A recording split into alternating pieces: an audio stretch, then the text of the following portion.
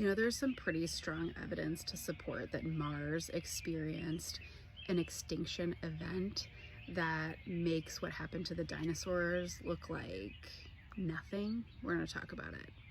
So there's strong evidence that Mars at one time had lots of water, oceans. So river deltas, the shapes and its topography suggest that water was once abundant on Mars. Mars has something known as a hemispheric dichotomy. So the northern hemisphere looks much different from the southern hemisphere. On the northern hemisphere of Mars, we find the Borealis Basin.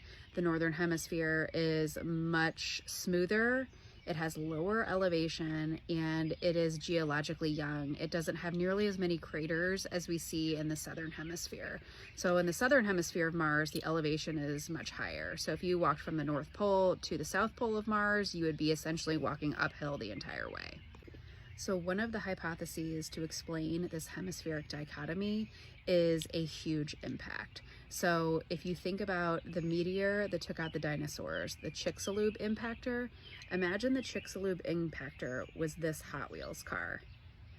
The object that hit Mars would be the equivalent of being hit by a city bus.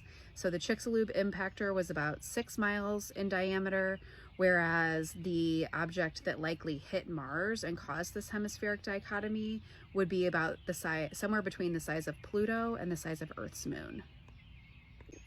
So this sort of impact could be an explanation for why Mars lost its magnetic field.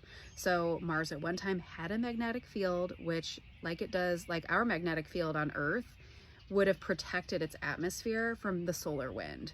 But with this magnetic field disrupted or wiped out, the planet was no longer protected from the radiation of the sun, which would have transformed it from a cradle of life to the cold, irradiated desert that we see today. If you like learning cool stuff about space, please like this post and follow me. Thanks for watching.